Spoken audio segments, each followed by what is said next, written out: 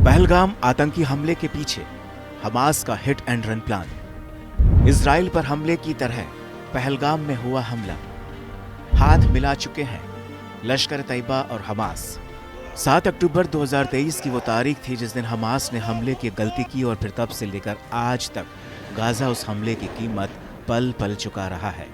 उसके बावजूद दुनिया के दूसरे तमाम आतंकी संगठनों ने सबक नहीं सीखा कि किस तरह से गाजा आज एक मलबे का ढेर बन चुका है, खंडहर में तब्दील हो चुका है। उसके बावजूद दूसरे आतंकी संगठनों ने सीखा तो वो सिर्फ हमास का हिट एंड रन फार्मूला। 2 साल पहले इजराइल पर हमास ने भी इसी तरह हिट एंड रन के तरीके को अख्तियार करते हुए हमला किया था।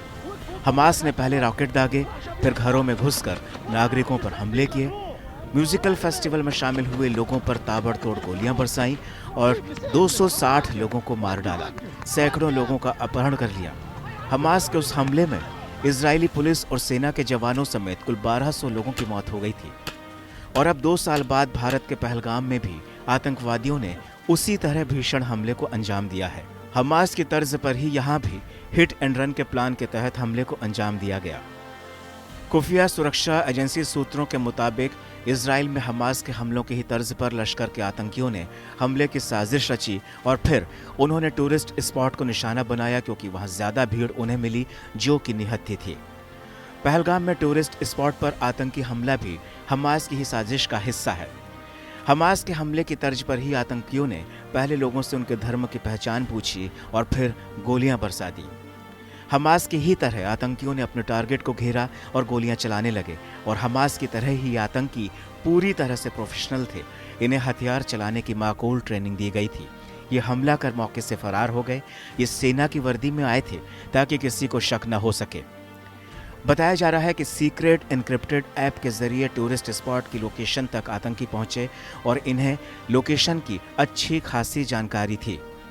श्रीनगर से करीब 100 किलोमीटर दूर पहलगाम की बैसरन घाटी में छुट्टी मनाते हुए पर्यटकों पर आतंकियों ने फुल प्लानिंग के तहत ताबड़तोड़ गोलियां बरसाईं। हमले का ये पैटर्न पूरी तरह से हमास से मेल खाता है। पहलगाम में दहशतगर्दों ने 1-2 नहीं बल्कि 26 टूरिस्ट को चुन चुन कर मार गिराया। दोपहर तकरीबन 2:30 बजे 2 से 3 बंदूकधारी बैसरन घाटी में घुसते हैं और घुड़सवारी कर रहे पर्यटकों पर गोलियां बरसाना शुरू कर देते हैं। हमला अचानक हुआ तो किसी को समझ में नहीं आया। कई लोग घायल हो गए। हमले में कई घोड़े भी जख्मी हो गए। पर्यटकों को निशाना बनाने वाले कुछ आतंकी सेना की वर्दी में थे। इसी वजह से स्थानीय लोगों के साथ टूरिस्ट भी आतंकियों का अंदाजा नहीं लगा पाए। इसी साल फरवरी की शुरुआत में पाकिस्तान अधिकृत कश्मीर में आतंकियों की एक हाई प्रोफाइल रैली हुई थी। इस रैली में हमास और लश्कर तैयबा के आतंकी भी मौजूद थे। 5 फरवरी 2025 के दिन पीओके के रावलकोट में ये रैली हुई थी जिसमें लश्कर और हमास के 100 से ज़्यादा आतंकी शामिल हुए थे। उसके ठीक 75 दिनों के बाद जम्मू कश्मीर के पहलगाम में ये घातक आतंकी हमला हुआ है। ये साल का सबसे बड़ा आतंकी हमला है जो कि पूरी तरह से प्लानिंग और साजिश के साथ अंजाम दिया गया। अब जम्मू कश्मीर में हाई सिक्योरिटी अलर्ट है। खुद गृह मंत्री अमित शाह श्रीनगर पहुंच चुके हैं। प्रधानमंत्री नरेंद्र मोदी सऊदी अरब का दौरा बीच में ही छोड़कर वापस लौट आए हैं और आज सीसीएस की एक बड़ी बैठक होने जा रही है।